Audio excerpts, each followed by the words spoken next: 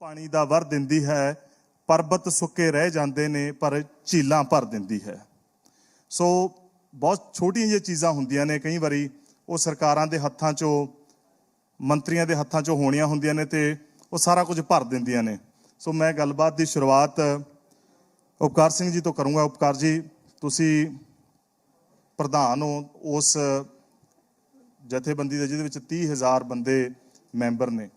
ਸਭ ਤੋਂ ਪਹਿਲਾਂ ਤਾਂ ਚੁਣੌਤੀਆਂ ਕੀ ਨੇ ਤੇ ਪਿਛਲੇ 1.5 ਦਹਾਕੇ ਦੇ ਵਿੱਚ ਵਪਾਰ ਦਾ, ਕਾਰੋਬਾਰ ਦਾ, ਇੰਡਸਟਰੀ ਦਾ ਹਾਲ ਕੀ ਹੈ? ਵਧਿਆ, ਘਟਿਆ, ਕੀ ਬੁਰਾ ਜਾਂ ਚੰਗਾ ਹੋਇਆ? ਦੇਖੋ, ਇੰਡਸਟਰੀ ਪਿਛਲੇ ਦਹਾਕੇ ਜਿਹੜਾ ਪੰਜਾਬ ਦੀ ਇੰਡਸਟਰੀ ਦਾ ਸਮਾਂ ਹੈ ਉਹ ਕੋਈ ਬਹੁਤ ਵਧੀਆ ਨਹੀਂ ਲੰਘਿਆ। ਉਹਦੇ ਕਈ ਕਾਰਨ ਹੈ, ਜਿਸ ਤਰ੍ਹਾਂ ਕਿ ਕੁਝ ਗੁਆਂਢੀ ਸੂਬਿਆਂ ਨੂੰ ਸਹੂਲਤਾਂ ਮਿਲ ਗਈਆਂ, ਪੰਜਾਬ ਨੂੰ ਘੱਟ ਮਿਲੀਆਂ।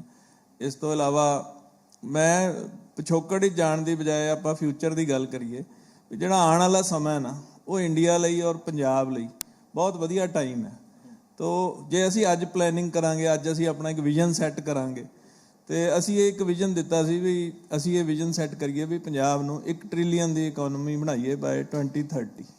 ਕਿਉਂਕਿ ਜਿਸ ਤਰ੍ਹਾਂ ਕਿ ਇਨਵੈਸਟ ਪੰਜਾਬ 'ਚ ਜਿਹੜੇ ਇਨਵੈਸਟ ਇੰਡੀਆ ਦੇ ਹੈੱਡ ਮਿਸਟਰ ਦੀਪਕ ਆਏ ਸੀ, ਉਹਨਾਂ ਨੇ ਵੀ ਇਹੀ ਗੱਲ ਕਹੀ ਵੀ ਇੰਡੀਆ 2030 ਦੇ ਵਿੱਚ ਇੱਕ 10 ਟ੍ਰਿਲੀਅਨ ਦੀ ਇਕੋਨਮੀ ਬਣਨ ਜਾ ਰਿਹਾ।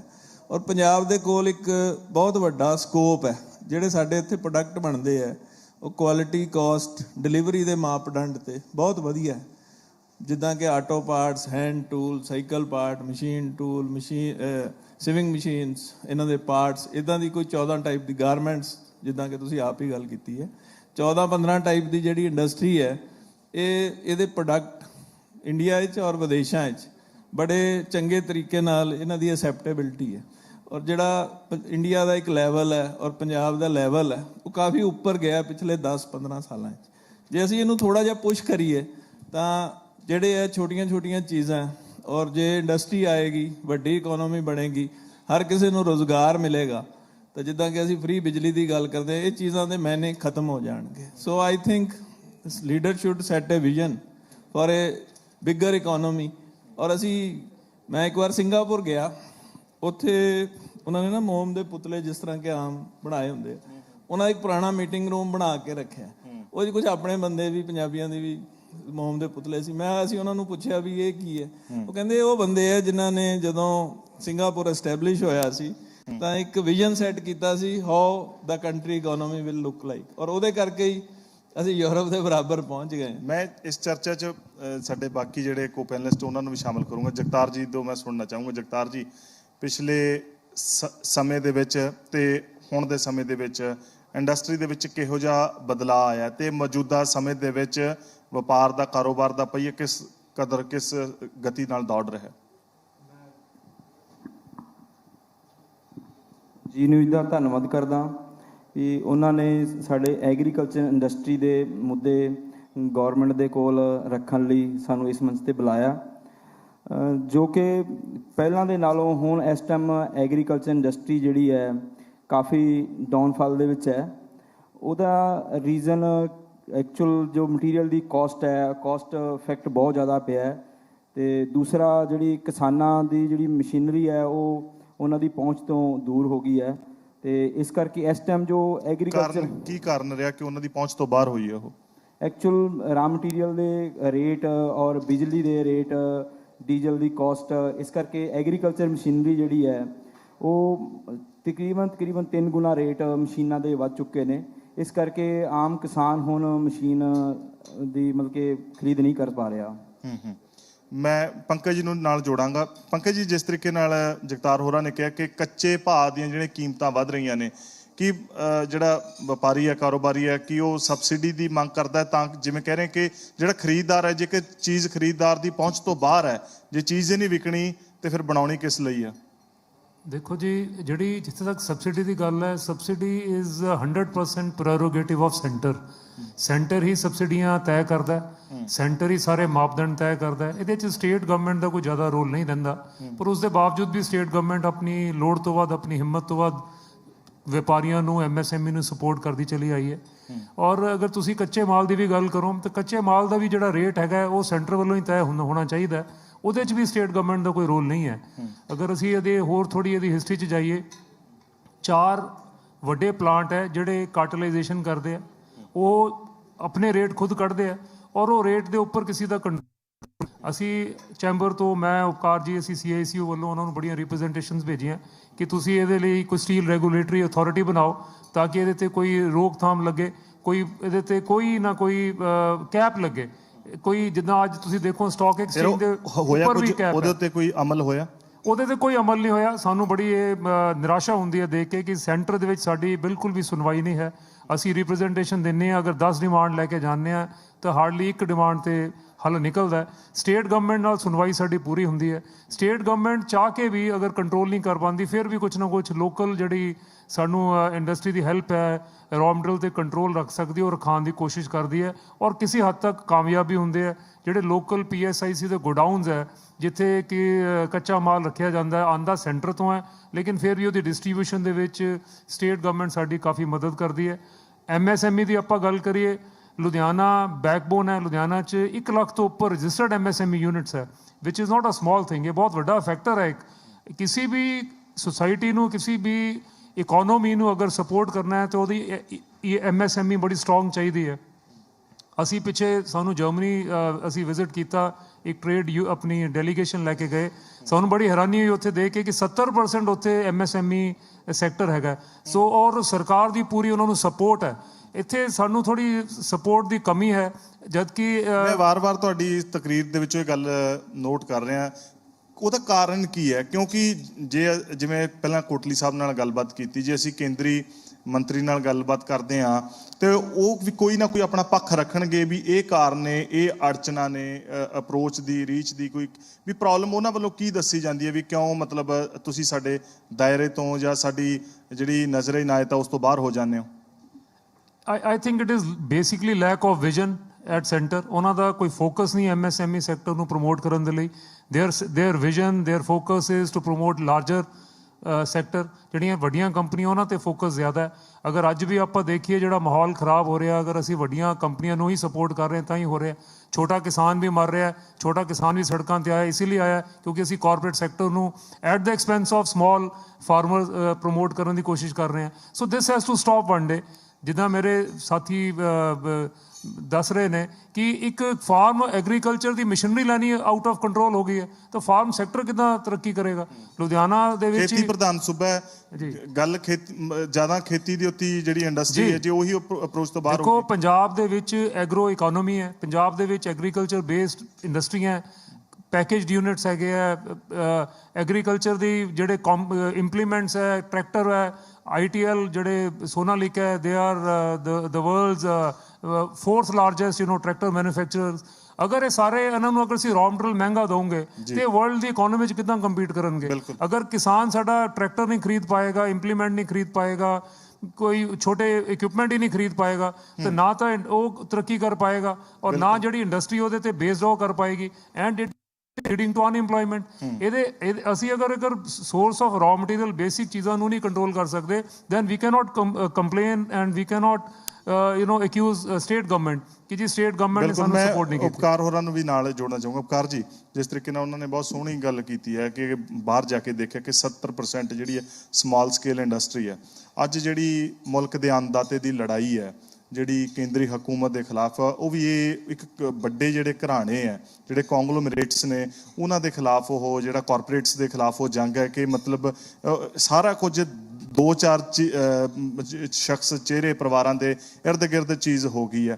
ਇਹ ਨਾ ਕੇਵਲ ਮੁਲਕ ਪੰਜਾਬ ਰਾਜ ਜਾਂ ਛੋਟੇ ਸ਼ਹਿਰਾਂ ਦੇ ਲਈ ਵੀ ਕਿੰਨੀ ਜ਼ਰੂਰੀ ਹੈ ਕਿ ਛੋਟੇ ਜਿਹੜੇ ਕਾਰੋਬਾਰ ਨੇ, ਵਪਾਰ ਨੇ, ਉਹਨਾਂ ਨੂੰ ਜ਼ਿਆਦਾ ਪ੍ਰਫੁੱਲਿਤ ਕਰਨ ਦੀ ਜ਼ਰੂਰਤ ਹੈ। ਦੇਖੋ, ਪੰਜਾਬ ਦੇ ਕੋਲ ਇੱਕੋ ਰॉ ਮਟੀਰੀਅਲ ਹੈ, ਦੈਟ ਇਜ਼ ਫੂਡ ਗ੍ਰੇਨਸ। ਤੁਸੀਂ ਜੇ ਆਪਾਂ ਯੂਰਪ ਦੀ ਗੱਲ ਛੱਡ ਦਿੰਦੇ ਹਾਂ, ਆਪਣੇ ਗੁਆਂਢੀ ਦੇਸ਼ਾਂ ਦੀ, ਜਿੱਦਾਂ ਕਿ ਫਿਲੀਪੀਨਸ ਹੈ ਔਰ ਵੀਅਤਨਾਮ ਹੈ, ਥਾਈਲੈਂਡ ਹੈ, ਉੱਥੇ ਜਿਹੜਾ 60 ਤੋਂ 70% ਫੂਡ ਗ੍ਰੇਨ ਹੈ, ਦੈਟ ਇਜ਼ ਪ੍ਰੋਸੈਸਡ। ਈਵਨ ਆਪਾਂ ਵੀ ਜਿਹੜੇ ਪੀਨਟ ਖਾਂਦੇ ਹਾਂ ਉਹ ਕਿਸੇ ਵਿਦੇਸ਼ੀ ਕੰਟਰੀ ਦੇ ਪੈਕ ਕੀਤੇ ਹੋਏ ਆ। ਸੋ ਇਹ ਸਰਕਾਰ ਨੂੰ ਇਹ ਚਾਹੀਦਾ ਹੈ ਬਈ ਫਾਰਮਰ ਨੂੰ ਸਪੋਰਟ ਕਰਨ ਤਾਂ ਕਿ ਉਹ ਪਿੰਡਾਂ ਦੇ ਵਿੱਚ ਛੋਟੇ ਪ੍ਰੋਸੈਸਿੰਗ ਯੂਨਿਟ ਲਗਾ ਸਕਣ। ਇਹਦੇ ਨਾਲ ਫਾਰਮਰ ਦੀ ਇਨਕਮ ਵਧੇਗੀ। ਇੰਡਸਟਰੀ ਜਿਹੜੀ ਵੀ ਪੈਕਿੰਗ ਮਟੀਰੀਅਲ ਹੈ ਜਾਂ ਜਿਹੜੀ ਬਾਕੀ ਇੰਡਸਟਰੀ ਹੈ ਉਹਨਾਂ ਨੂੰ ਵੀ ਉਹ ਵੀ ਆਪਣੇ ਬਿਜ਼ਨਸ ਵਧਾ ਸਕਦੇ ਆ। ਔਰ ਉਹਦੇ ਨਾਲ ਇੱਕ ਜਿਹੜਾ ਮਾਹੌਲ ਹੈ, ਜੇ ਫਾਰਮਰ ਦੀ ਇਨਕਮ ਵਧੇਗੀ ਤਾਂ ਦੇਸ਼ ਤਰੱਕੀ ਕਰੇਗਾ, ਕਿਉਂਕਿ ਉਹ ਜਿਹੜੇ ਫਾਰਮਰ ਤੁਸੀਂ ਜੇ ਮੰਡੀਆਂ 'ਚ ਵੀ ਦੇਖੋ ਜਿਹੜਾ ਮੈਕਸਿਮਮ ਸਮਾਨ ਵਿਕਦਾ ਨਾ ਜਦੋਂ ਫਾਰਮ ਦੇ ਪੈਸੇ ਆਉਂਦੇ ਆ। ਤੇ ਜੇ ਅਸੀਂ ਛੋਟੇ ਉਦਯੋਗ ਨੂੰ ਪ੍ਰਮੋਟ ਕਰਾਂਗੇ ਉਹਦੇ ਨਾਲ ਮਲਟੀਪਲ ਗਰੋਥ ਹੋਏਗੀ ਕੰਟਰੀ ਦੀ। ਇਸ ਤਰ੍ਹਾਂ ਜਿੱਦਾਂ ਕਿ ਉਪਕਾਰ ਜੀ, ਮੇਰੀ ਗੱਲ ਮੇਰੇ ਜ਼ਿਹਨ 'ਚ ਆ ਰਹੀ ਹੈ, ਜਿਸ ਤਰੀਕੇ ਨਾਲ ਅਕਸਰ ਹੀ ਥੋੜ੍ਹੇ ਚਿਰ ਬਾਅਦ ਪੰਜਾਬ ਦੇ ਵਿੱਚ ਜਿਹੜੀਆਂ ਸਰਹੱਦੀ ਖੇਤਰ ਹੋਣ ਕਰਕੇ ਸੁਰੱਖਿਆ ਦਾ, ਕੌਮੀ ਸੁਰੱਖਿਆ ਦਾ ਮਸਲਾ ਖੜਾ ਹੋ ਜਾਂਦਾ ਹੈ।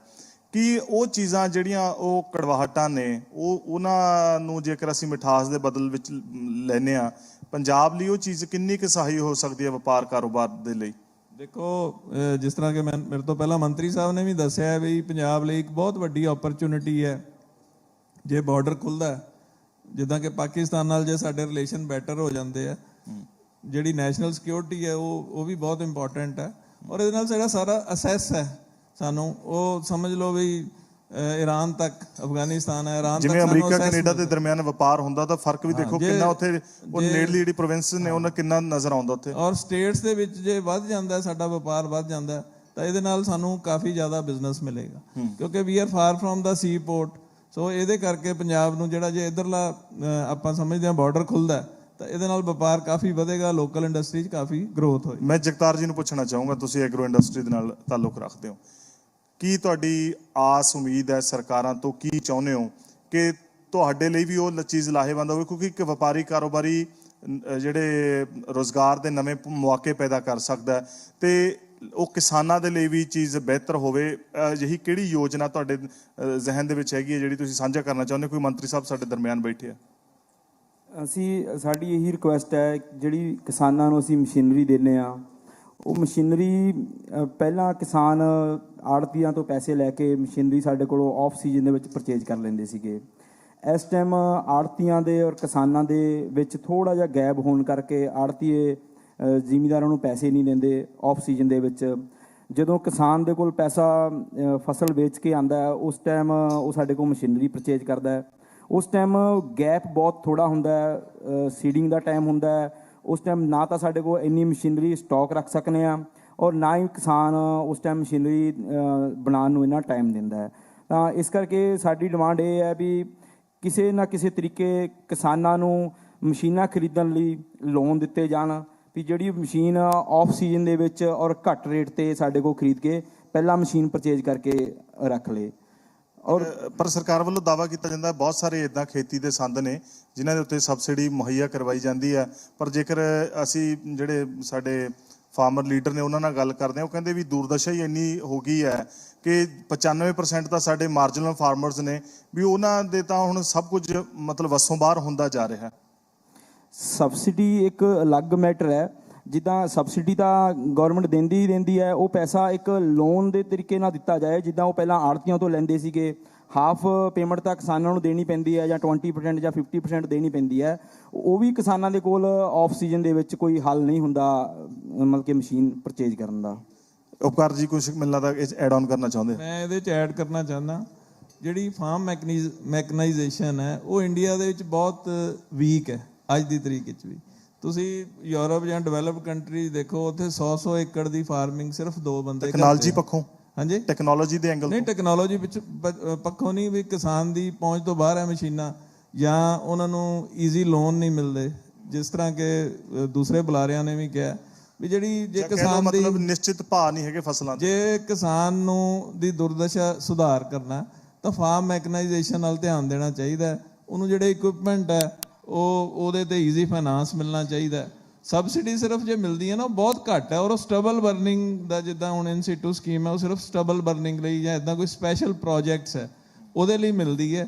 ਹਰ ਫਾਰਮ ਇਕਵਿਪਮੈਂਟ ਤੇ ਸਬਸਿਡੀ ਨਹੀਂ ਹੈਗੀ, ਔਰ ਇਹਦੇ ਲਈ ਸਰਕਾਰ ਨੂੰ ਖਾਸ ਤੌਰ ਤੇ ਫੋਕਸ ਕਰਨਾ ਚਾਹੀਦਾ। ਪਿਛਲੇ 8-10 ਸਾਲਾਂ 'ਚ ਤਾਂ ਕਾਫੀ ਕੰਮ ਹੋਇਆ। ਜੇ ਫਾਰਮਰ ਨੂੰ, ਕਿਉਂਕਿ ਅੱਜ ਦੀ ਤਰੀਕ ਵਿੱਚ ਕੋਈ ਵੀ ਬੱਚਾ ਈਵਨ ਯੂਪੀ ਕਹਿਣ ਤੋਂ ਭਾਵ ਬਿਹਾਰ ਜੇ ਮਤਲਬ ਵੀ ਐਗਰੋ ਇੰਡਸਟਰੀ ਨੂੰ ਪ੍ਰਫੁੱਲਤ ਕਰਨਾ ਹੈ ਤਾਂ ਫਾਰਮ ਮੈਕਨਾਈਜੇਸ਼ਨ ਨੂੰ ਪ੍ਰਫੁੱਲਤ ਕਰਨਾ ਜ਼ਰੂਰੀ ਹੈ। ਕੋਈ ਵੀ ਬੱਚਾ ਫਾਰਮ ਵਿੱਚ ਕੰਮ ਨਹੀਂ ਕਰਨਾ ਚਾਹੁੰਦਾ।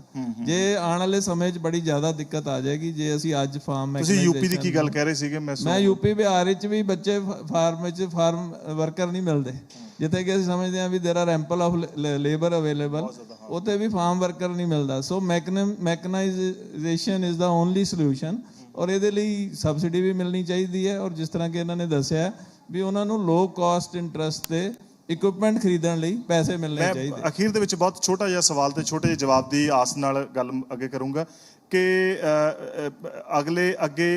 ਅੱਗੇ ਜਿਹੜੇ ਇਹ ਚੀਜ਼ਾਂ ਨੇ ਇਹਨਾਂ ਦੇ ਵਿੱਚ ਸੁਧਾਰ ਦੇ ਕੀ ਮਤਲਬ ਬੁਨਿਆਦਾਂ ਤੁਸੀਂ ਸੋਚਦੇ ਹੋ ਆਪਣੇ ਜ਼ਿਹਨ ਦੇ ਵਿੱਚ ਨੇ? ਦੇਖੋ ਜੀ, ਅਸੀਂ ਇਹ ਜਿੱਥੇ ਤੱਕ ਪੰਜਾਬ ਗਵਰਨਮੈਂਟ ਦੀ ਗੱਲ ਹੈ, ਅਸੀਂ ਸਾਡੀਆਂ ਜਿਹੜੀਆਂ ਡਿਮਾਂਡਸ ਹੈ ਕਾਫੀ ਹੱਦ ਤੱਕ ਪੂਰੀਆਂ ਹੁੰਦੀਆਂ। ਅਸੀਂ ਅਗਰ ਨਾਲ ਦੇ ਸਟੇਟਸ ਨਾਲ ਕੰਪੇਅਰ ਕਰਦੇ ਹਾਂ, ਇੱਥੇ ਲੀਸਟ ਬਿਊਰੋਕ੍ਰੈਟਿਕ ਹੈਸਲਸ ਹੈ, ਕੋਈ ਇੰਸਪੈਕਟਰੀ ਰਾਜ ਨਹੀਂ ਹੈ, ਪੂਰੀ ਸਪੋਰਟ ਹੈ, ਸਾਰੇ ਸਰਕਾਰ ਦੇ ਦਰਵਾਜ਼ੇ ਖੁੱਲ੍ਹੇ ਹੈ। ਜਦੋਂ ਅਸੀਂ ਜਾਂਦੇ ਹਾਂ ਸਾਡੀ ਪੂਰੀ ਸੁਣਵਾਈ ਹੁੰਦੀ ਹੈ। MSME ਦੀ ਪੂਰੀ ਸਪੋਰਟ ਹੈ। MSME ਨੂੰ ਸਰਵਾਈਵਲ ਲਈ ਇਹੀ ਕੁਝ ਚਾਹੀਦਾ ਹੁੰਦਾ। ਕਿਸੇ ਆਫਿਸਰ ਦਾ ਕਿਸੇ ਡਿਪਾਰਟਮੈਂਟ ਵੱਲੋਂ ਕੋਈ ਸਹਿਯੋਗ ਨਾ ਹੋਵੇ, ਇਹ ਵੀ ਕੋਈ ਗੱਲ ਨਹੀਂ ਹੈ। ਦ only thing which is lacking in Punjab is high caste of land. ਉਹ ਅਸੀਂ ਮੰਤਰੀ ਜੀ ਦੇ ਵੀ ਨੋਟਿਸ 'ਚ ਪਾਉਂਦੇ ਹਾਂ। CM ਸਾਹਿਬ ਆਏ, ਚੰਨੀ ਸਾਹਿਬ, ਉਹਨਾਂ ਨਾਲ ਵੀ ਗੱਲ ਹੋਈ। ਸਾਡੀ ਜਿਹੜੀ ਲੈਂਡ ਦੀ ਕਾਸਟ ਹੈ it is abnormally high, something like 10,000 ਰੁਪਏ ਗਜ਼। ਹੁਣ ਨਵੇਂ ਜਿਹੜੇ ਲੈਂਡ ਬੈਂਕ ਇਹਨਾਂ ਸਰਕਾਰ ਨੇ ਕੱਟੇ ਵੀ ਨੇ, ਉੱਥੇ ਵਿੱਚ ਵੀ ਅਗਰ ਦੇਖੀਏ ਤਾਂ ਵੱਡੇ ਜਿਹੜੇ ਹਾਊਸਿਸ ਹੈ ਉਹਨਾਂ ਨੂੰ 100 ਏਕੜ ਜਿਹੜੀ ਮਿਲੀ ਹੈ ਲੈਂਡ, ਉਹ ਰੀਜ਼ਨੇਬਲ ਮਿਲੀ ਹੈ। ਲੇਕਿਨ ਜਿਹੜੇ MSME ਨੂੰ ਮਿਲ ਰਹੀ ਹੈ ਉਹ ਥੋੜੀ ਮਹਿੰਗੀ ਮਿਲ ਰਹੀ ਹੈ। ਸੋ ਸਾਡੀ ਇਹ ਉਹਨਾਂ ਨੂੰ ਗੁਜ਼ਾਰਿਸ਼ ਹੈ ਕਿ ਉਹਨੂੰ ਕਮ ਸੇ ਕਮ 50% ਰਿਡਿਊਸ ਕਰ ਦੇਣ, ਉਹਦੇ ਨਾਲ ਕਾਫੀ ਮਸਲੇ ਹੱਲ ਹੋ ਜਾਣਗੇ। ਉਮੀਦ ਕਰਦੇ ਹਾਂ ਕਿ ਇਹਨਾਂ ਚੀਜ਼ਾਂ ਦੇ ਉੱਤੇ ਅਮਲ ਜਲਦੀ ਹੋਵੇ ਤਾਂ ਜੋ ਕਿ ਉਹ ਖਰੀਦਦਾਰ ਤੇ ਵੇਚਣ ਵਾਲੇ ਦੋਵਾਂ ਦੇ ਲਈ ਤਾਂ ਜਿਹੜੀ ਹੈ ਉਹ ਮਤਲਬ ਇੱਕ ਰਿਲੀਫ ਵੱਡਾ ਹੋ ਸਕੇ। ਤੁਸੀਂ ਸਮਾਂ ਕੱਢਿਆ, ਤੁਸੀਂ ਆਏ, ਤੁਹਾਡਾ ਬਹੁਤ ਬਹੁਤ ਧੰਨਵਾਦ। ਅਸੀਂ ਮਸ਼ਕੂਰ ਹਾਂ ਤੁਹਾਡੇ ਤੇ ਸਾਡੇ ਸਾਰੇ ਇੱਥੇ ਹਾਜ਼ਰੀਨ ਮਹਿਮਾਨ ਤੇ TV ਦੇ ਜ਼ਰੀਏ ਸਾਡੇ ਨਾਲ ਜੁੜੇ ਹੋਏ ਸਾਰੇ ਦਰਸ਼ਕਾਂ ਦਾ ਬਹੁਤ ਬਹੁਤ ਸ਼ੁਕਰੀਆ, ਬਹੁਤ ਬਹੁਤ ਧੰਨਵਾਦ। ਸਾਡਾ ਇਹ ਕਾਫਲਾ, ਸਾਡਾ ਇਹ ਸਫ਼ਰ ਇਸੇ ਤਰੀਕੇ ਜ਼ਿਲ੍ਹਾ ਦਰ ਜ਼ਿਲ੍ਹਾ, ਸ਼ਹਿਰ ਦਰ ਸ਼ਹਿਰ ਜਾਰੀ ਰਹੇਗਾ। ਅੱਜ ਦੇ ਇਸ ਪ੍ਰੋਗਰਾਮ ਦੇ ਵਿੱਚ ਇੰਨਾ ਹੀ। ਸਾਨੂੰ ਸਭ ਨੂੰ ਦਿਓ ਆਗਿਆ, ਇਜਾਜ਼ਤ। ਸਤਿ ਸ਼੍ਰੀ ਅਕਾਲ।